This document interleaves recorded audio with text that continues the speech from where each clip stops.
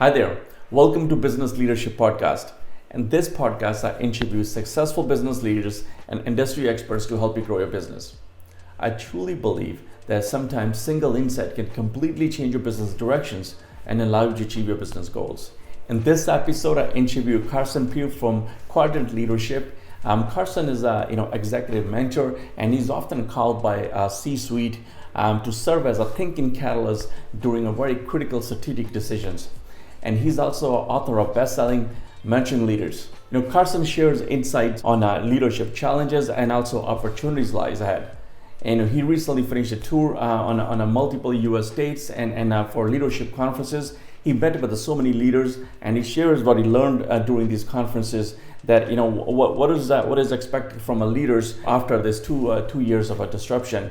And how does that impact on a workplace and especially on a hybrid environment, especially around the organization culture, what it takes to build, and how does it impact on a company performances. So if you like this content, don't forget to like and subscribe. Until next time, enjoy. Hi guys, welcome to Business Leadership Podcast. Today my guest is Carson Pue. Carson, this for last couple of years where we've gone through with so many disruptions and economic downtimes, and the challenges for leadership just got way more critical than it was before. So a lot of leaders are struggling with it. I think our discussion is going to add a lot of value to our listeners or viewers today. You've been helping and mentoring business leaders for many years. So I'm looking forward to learning from you. Looking forward to our discussion and sharing that wisdom with the audience. So thank you so much for time and welcome to the podcast. Thank you, Gurmeet. It's good to be with you. And you're correct. Like leaders, everywhere I go right now, there is a great longing to try to figure out how to lead right now. And there's no part of North America where we're exempt from that, and even in other parts of the world. Mm-hmm. So I'll tell you what I tell other leaders about how to lead today in terms of areas of focus for them. I start with building a culture. I think that the new approach in leadership today in this new era that we are in is to focus a lot on building the culture of the organization. Mm-hmm. Everybody is struggling getting good workers to come and be with them. And I work with a lot of millennials, and there's some great people out there, but they're not attracted by what used to attract them to work for different organizations. Mm-hmm. They're actually looking for a culture, a personality in your organization. Now, this is new for many leaders, especially if you're a Gen X or baby boomer leader. You've not worked much at building culture. It just sort of has happened around you. Mm-hmm. And now this has to become a priority of working at actually building a culture. And maybe actually, at the end of our interview, I can send you some books that I would recommend that leaders could be reading about this whole idea of building culture in the organization. So that's the place where I would start. Mm-hmm. So, and then, sorry, go ahead. Go ahead. No, go ahead. I was going to ask you, where is this need for cultures coming from? Is it something from social or just a generational that people looking for that? So I'm trying to understand, where is this need for having that culture in a company is coming from this workforce?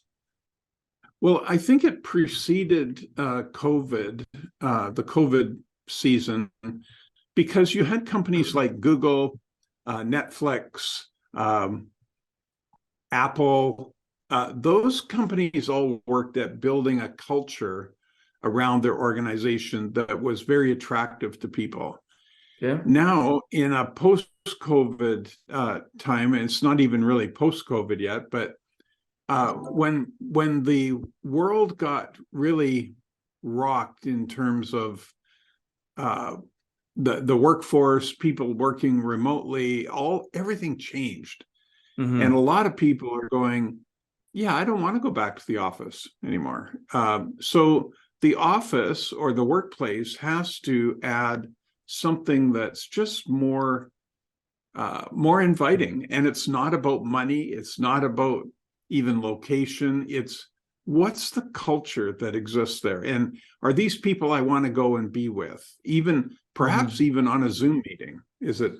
So I'm not sure fully where it's come from, but I'm just saying it's a reality now that people want to buy into a culture.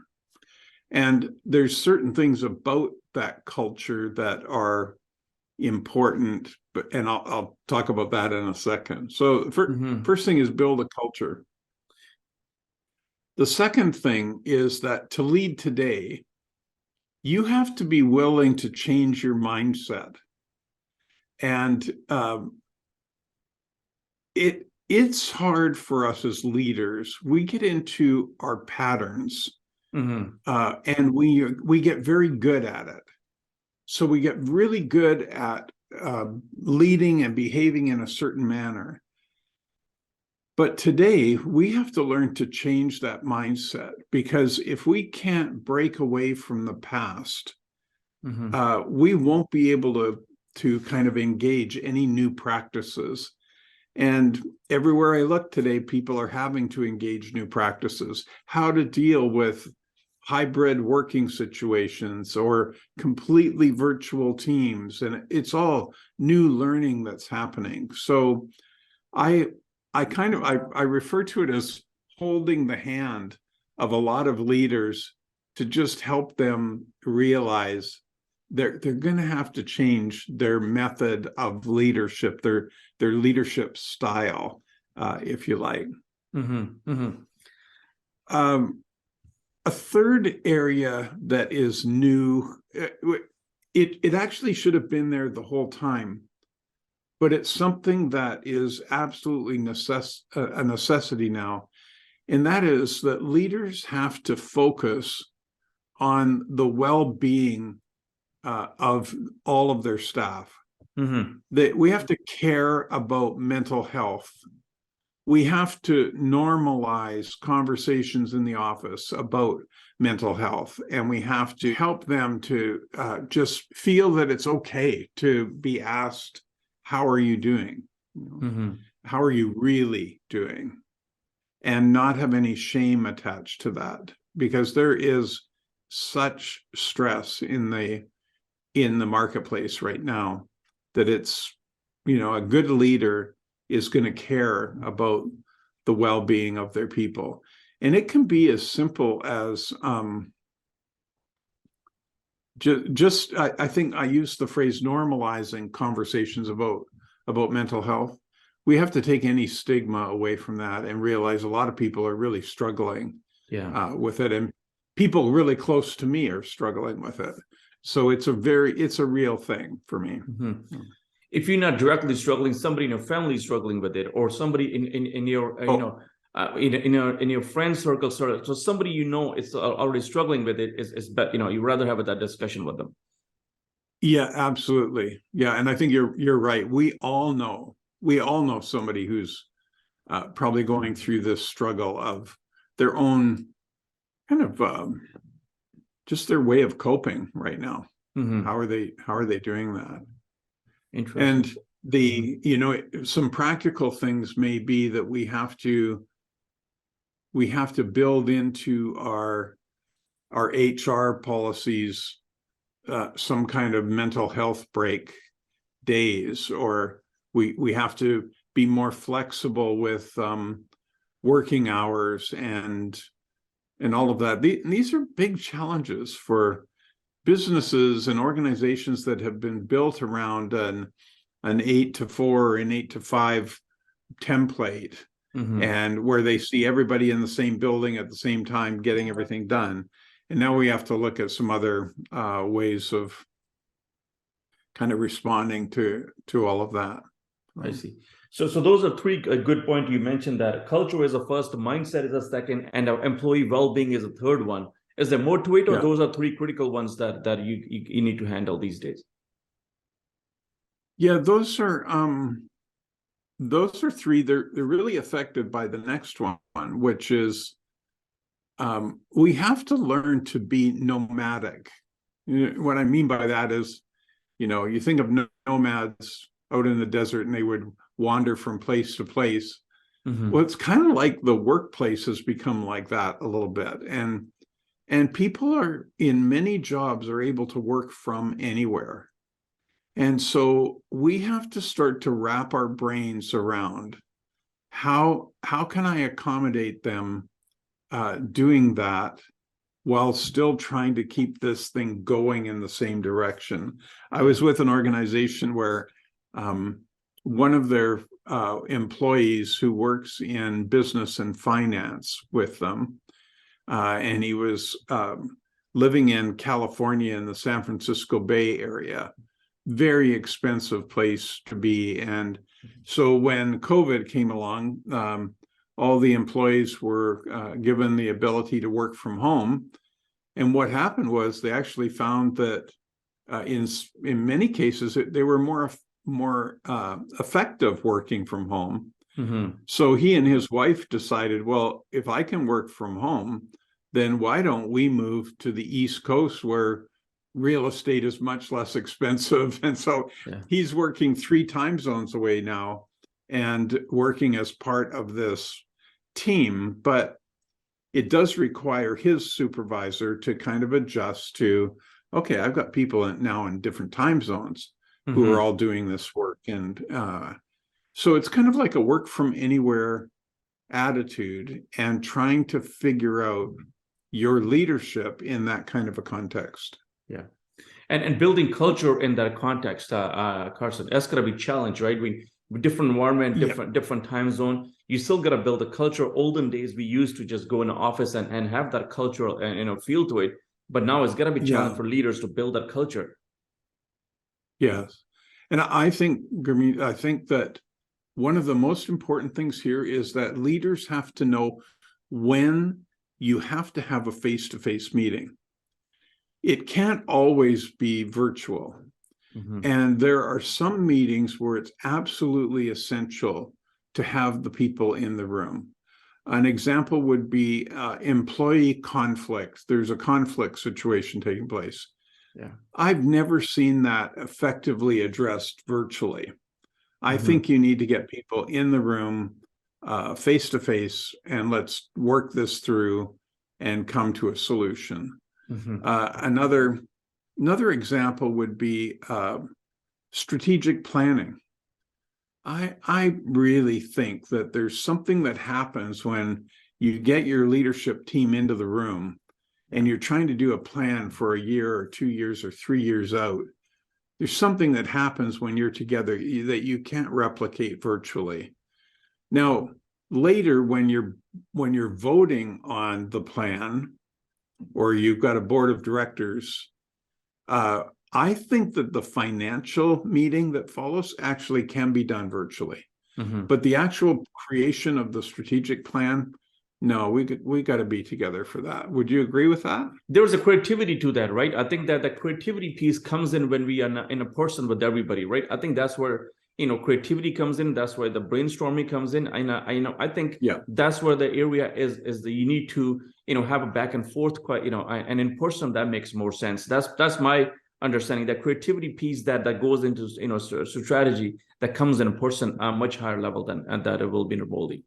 Yeah, I agree. Interesting. So, sorry, go ahead.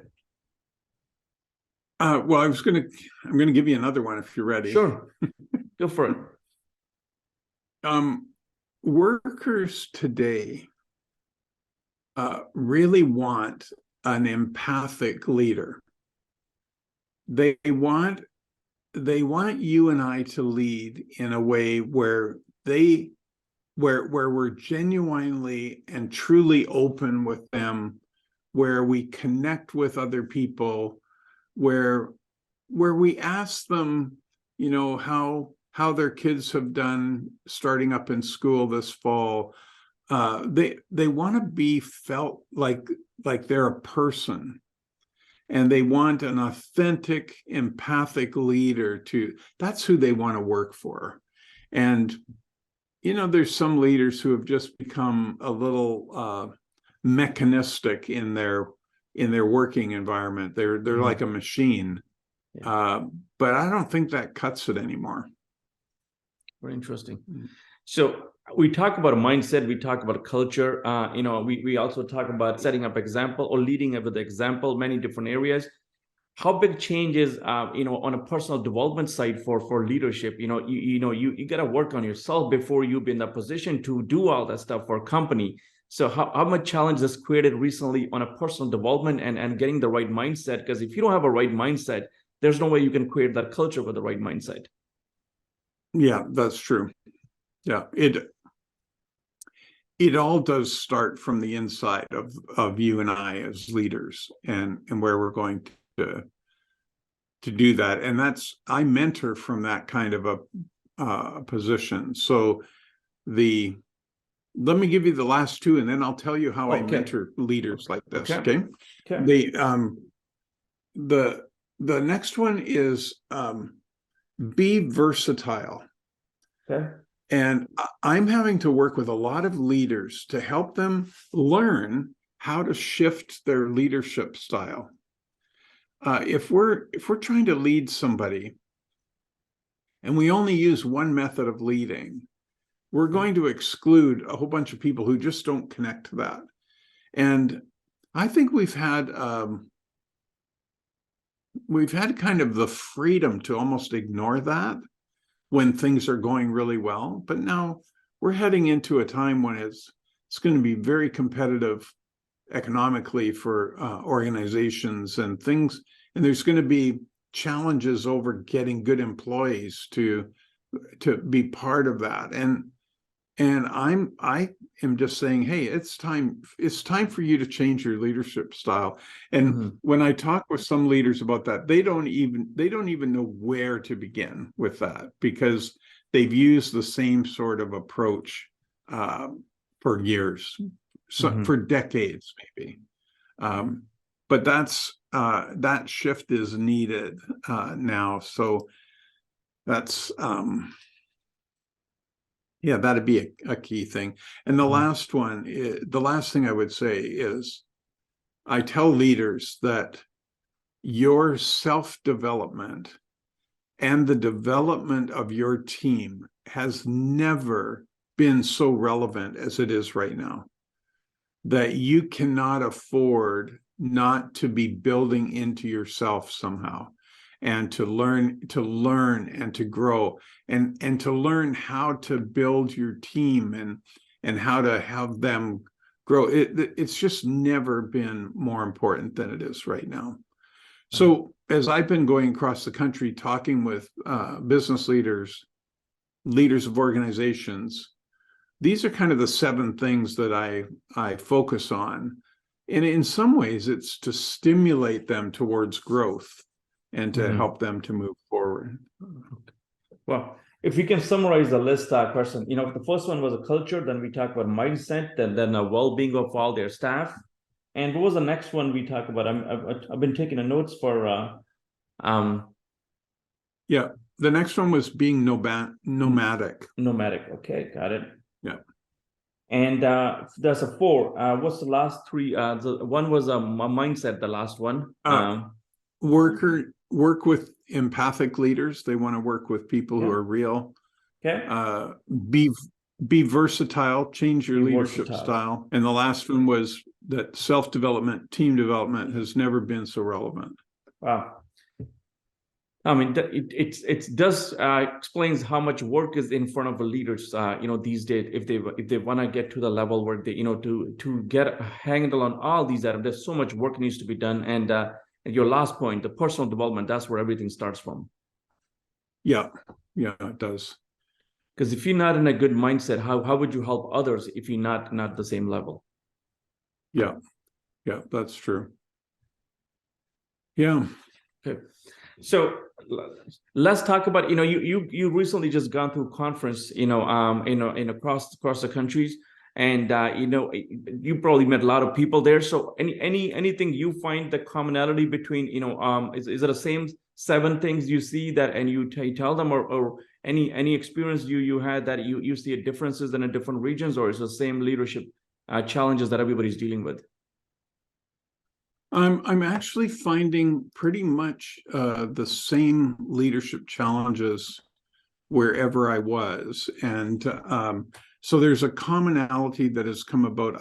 I believe just because of what COVID has done to our world and our industry and our lives, and so that's I'm finding leaders a little desperate, actually, in like behind closed doors. They will admit that they're a little nervous about how to lead now. And a lot of leaders, Gurmeet, they don't have anybody to really talk to about that.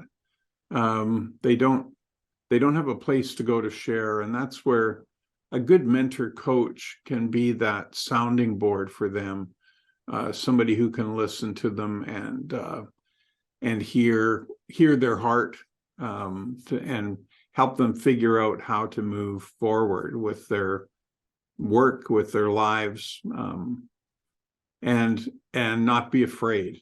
Yeah. So yeah, actually, this was one of the reason I started this channel, that on a leadership, they all making working themselves. There's a little bit lonely on the top. We used to call it, and they have to make a lot of decisions. So that was the inspiration behind me starting this channel, that sharing their wisdom with them. So when they're dealing with some items or making decision, at least there's some information out there. So let's talk about mentorship. This day and age, where we at after this disruption, Carson.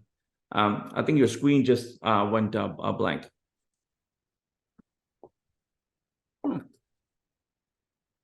Looks like screensaver just kicked in. Let me pause it.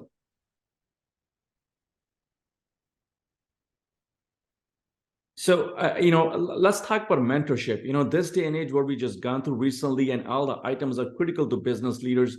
They definitely have to, lead and also build a company so they can scale up. There's so many challenges.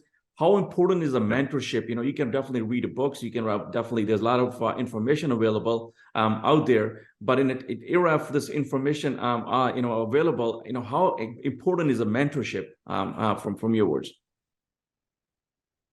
Yeah, I think that like the research that's out there shows that people who have a one-on-one relationship with a mentor actually succeed at a much higher rate than others do in their professions. So there's an actual immediate sort of payback from having a mentor in your life, and that is that they tend to get promoted faster. They tend to make wiser decisions. So there's all sorts of benefits in that way. But there's another benefit that happens, and that is having somebody in your court that you can talk to that does not have a power position over you. So it's not somebody you work for who can determine your next promotion or something. This is talking to a mentor who's on the side, walking along with you, and helping you just talk through and think out loud about what you should do. I use a mentoring matrix as my internal sort of platform for how I go about mentoring leaders, and I've mentored well over 1,000 leaders. But I start like this. I start with if I was engaging you as a mentor, I want to begin by getting to know you from the inside out. And so it starts with, who are you? And what makes you tick? How have you been wired together for this life? It's like, what's your personality like? I want to know everything about that. And it's leading to a place where the mentee, has a really clear idea of their identity, of who they are. And by the fact of doing that, you also identify who you are not. And it's not been uncommon to have somebody go, I'm really not the person who should be doing this job, or on the other side, I've got a lot more to offer than I've been giving to this point, because my identity is such that I'm the right person for that. Mm-hmm. So we start with identity. Then I move them to some questioning about, are there any bad habits? Are there any things from your past that you need to be freed up from? It may have been that you worked for another company and you were released in a harsh manner, and you've never really gotten over that. And mentoring is not counseling. Mm-hmm. Mentoring is this walking alongside, but I sure have referred a lot of leaders to seek out a good therapist to deal with this one little thing. You've got a lingering memory there that's holding you back. So Sure. let me help connect you with a good therapist to be able to go back and talk about those things from the past. So identity, then freeing up. And then the next phase of my mentoring approach is to begin to talk about visioneering. Okay. What might your vision be for yourself, for the organization going forward? And there's a lot of mentoring that happens out there where people start at visioneering, because that's a fun area to do mentoring in. So you get to share dreams, and and there's a lot of energy builds up and everything. So we like to jump there right away. Mm-hmm. But I want to tell you, Gurmeet, if you don't deal with the identity and the freeing up part, then you just won't get anywhere with the visioneering. So I like to spend as much time as we need, actually, in the identity and in the freeing up stage. And I would also make a comment that women mentors are much better at this than male mentors are. I think they listen. Maybe they're better at listening, and they are willing to linger there long enough to get it to get us past that. So that's kind of a little sidebar there for our conversation. After visioneering, the next mentoring phase for a business leader is implementation. Mm-hmm. So you have a picture of a vision now. How do we implement it? How do you step it out? And I work with a lot of younger leaders, and when a younger leader gets a vision, they'll say, here's my vision, or here's where I am, and here's my vision. And they want to do this in one step. Yeah. They want to just immediately get to their vision. And all of us can attest to the fact that's not how we got where we are. Yeah. We have to walk it out in steps. Mm-hmm. I'm finding that with the millennial generation, it's important for them to see movement or to see motion. And so helping them create steps that will take them up to their vision gives them that sense of, well, we're actually growing, we're doing something, we're moving. It's not stagnant. So implementing also is helping them get a laser-like focus on their vision, and not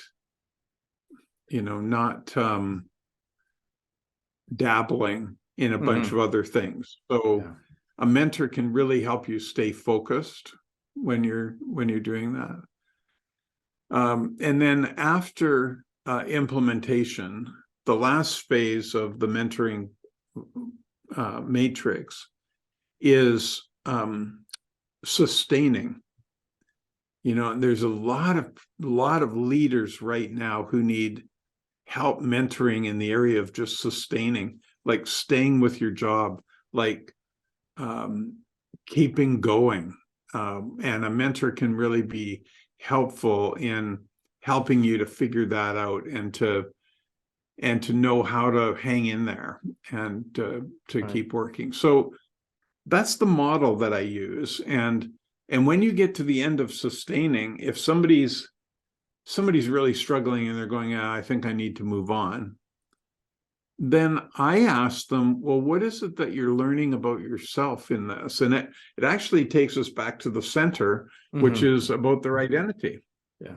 And what is it that's making them feel antsy and wanting to move on to something else, perhaps prematurely. So where you see what kind of mistakes you see people go through this process and they make some mistakes, what do you see where people make mistakes when they start mentee programs? Well, on the mentee side, I think it takes a while for them to actually put in the work of mentoring.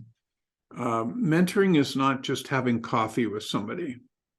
Mentoring is having somebody, allowing somebody to join you on the journey of leadership and to provide you with some input, all of which is intended to increase your ability as a leader. It's not for any other purpose. It's not to help the mentor at all. It's all about helping the mentee. So sometimes mentees are just resistant or frightened about allowing somebody to walk along with them. And I think with men in particular, men can feel like, I don't need any help. I don't need anybody to help me. Yeah. And I think that, I think that we just need to get over it. Everybody we need to help. get over the fact that we do need help. Yeah, everybody needs help. Another mistake that can happen in that context is when the mentor skips over steps and they don't deal with the identity, and they will, try to jump to visioneering too quickly, or they suspect that they know what the problem is and they jump to some other solution too quickly. Got you. Yeah. Is that one of the goal on this program, Carson, is to, if I'm trying to achieve my goals, let's say I have a goals in front of me, I'm trying to meet my goal. Is that one of the intended outcome is that I can get there by making a lot of mistakes here and there. But if I'm a mentee, I can avoid a lot of blind spots, a lot of mistakes, and I can get there eventually much faster than I would do by myself. Is that one of the expected outcome from it, that I could be there much faster by avoiding all the blind spots and mistakes? Oh, certainly. I think I wrote a book called Mentoring Leaders, and in it I have a phrase that I don't think it'll offend your audience, but I said in it that all of us need somebody in our lives who can look us in the eye and say bullshit. Like they call you on your stuff. And it's done in a way that's it's not ending the relationship. It's just saying, I don't believe you. And I'm here to walk with you on this. And you're right, you will get there a lot faster if you'll allow somebody to come in to your life and be that mirror for you, to give you the feedback that you need in order that you can grow. Yeah. Very interesting. Yeah, no, definitely, there's so many blind spots, especially when, I know a lot of my colleagues, my business leaders, they're building a companies, they were very good at something and they started a company, they're trying to grow a company, and at the same time, they got to deal with a lot of leadership challenges. And, there's so many blind spots, and somebody can handhold. Definitely, when I started a business, I go through a lot of books on an ongoing basis. The books, they help a little bit, but definitely it's not the same as having a mentee or a mentor on your side. And then, going to avoid a lot of stuff, because books not going to give you feedback. No, that you can read, but there's no feedback from it. Right. That's right. That's books provide a lot of good content and a lot of great ideas, but they lack that mirroring aspect to them. occasionally it can happen. You're reading a book and you go, oh my, that really speaks to me. But I think it's more person to person that takes place. Yeah. You can go through a lot of books and trying to get some feedback, or talk to somebody who's already done the work, or who already has experience in it, and help you get through it. Definitely, I'm always looking for, people who can help me out with some of the stuff. Okay. So where you see some of the challenge for business leader, Carson, is, we need to definitely build a good culture, good teams. And same time, we got to grow the companies back again. We need to scale the companies because the revenues has to come back again, right? After the disruption. Right? Yeah. So where you see what some of the challenges people struggling, we talk about those 7 items that they need to get better at. Where else you see that challenges are, finding that the balance between those two and moving the companies forward. Because without moving companies forward, there's no way you can make any progress, right? Right. Well, I think to help your company move forward as the leader over any kind of a team, I think we need to think about. Well, I can give you four words that start with H: the head, the heart, the hands, and habits.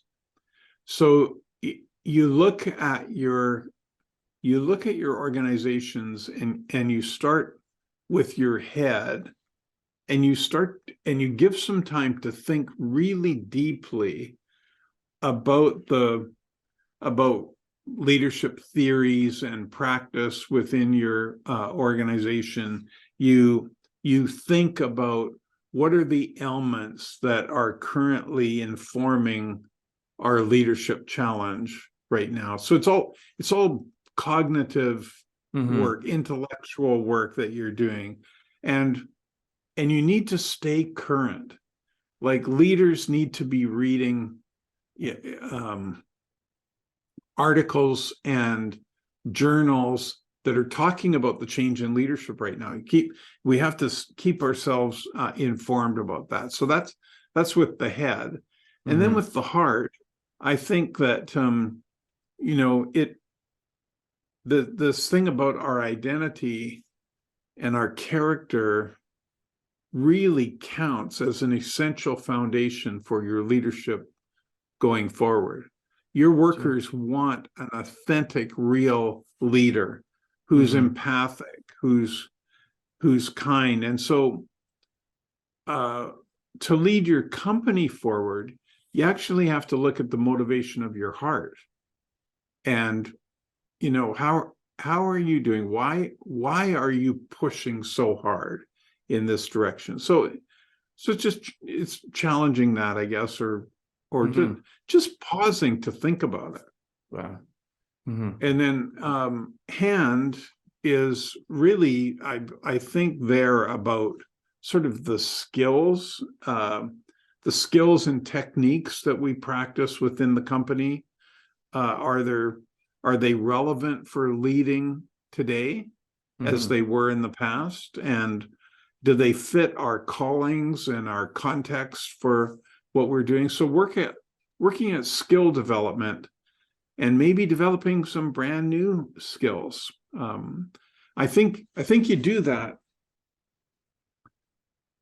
by evaluating against your previous practices, and you look at your values and what are you really concerned about, and you try to look at that in light of the end result. Like, what are your results right now, and are they working, and what might we do differently to do it? I'm going to a meeting in New York City at the end of the month, and it's a reimagining meeting where they are looking at a way of doing business that has been practiced for 30 plus years. And now they're going to reimagine the whole thing. They're willing to deconstruct it and to rebuild it again. And I think that's a really good way to be leading forward for this. And then my last H was habits. And it's developing some new disciplines in our life that will equip us for leadership today. And I don't know what that would be. I have suggested to some leaders that they get up an hour earlier and have a time of kind of ramping up into their day and taking the time to do that, but doing it intentionally and to do that. Or I think habits that will help guide our head forward, that will I can't think of examples right now, but it's like very interesting. We may need to develop some new habits. So very interesting. So let's talk about your journey a little bit. How did you get interested in a leadership and helping people? So what's been your journey, and how did you start helping people? How you get so interested in building leaders? Yeah, my journey in the business world started when I was quite young. I went to university and was going to university planning to follow the footsteps of my mother and father. And they ran a business that was home furnishings and interior design business. Both of them had studied interior design, and I thought I wanted to be an interior designer until I got to university.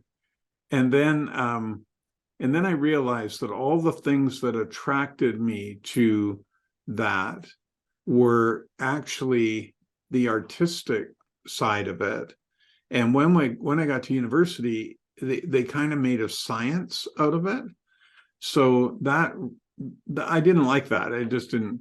But while I was there, I had a new business idea. And this thing just kept developing in my head. And when I was, anyways, I started a new form of business. I took what my mother and father were doing and changed it, and it got me into a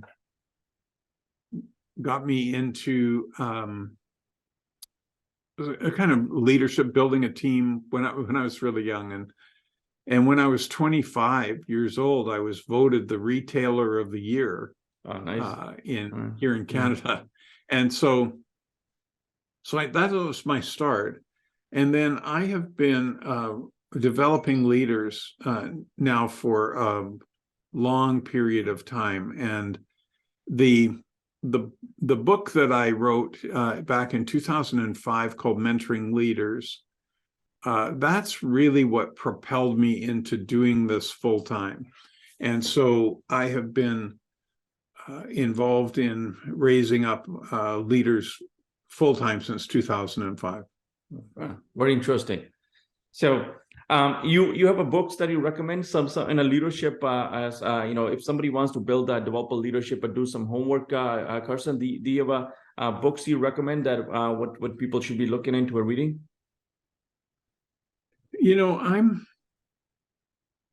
I tend to be hesitant to throw out one book for everybody's needs, because I do recommend books all the time, but I do it after I kind of know what their needs are. So if at the end of this people are interested in wanting book recommendations, I'd be happy to give it to them. I'll include your contact information below the video as well, so people can reach out to you. Definitely. And I learned so much from our discussion, and business leader who are watching, who are listening to us, I will recommend definitely, take a look at your articles and get a copy of your book and go through some of the, a lot of good blogs on your site. And if they like what they're hearing, and reach out to you for conversation, definitely. I learned so much. I'm sure all the business leaders who ever connect with, they're going to learn so much. And who knows where that discussion take you, but I will definitely recommend reach out to you, connect with you, and go from go from there. Any message you want to leave for business leaders who are watching or listening that we just gone through disruption. 2023 is right in a corner. What can they do to prepare themselves for what is any challenge ahead of us?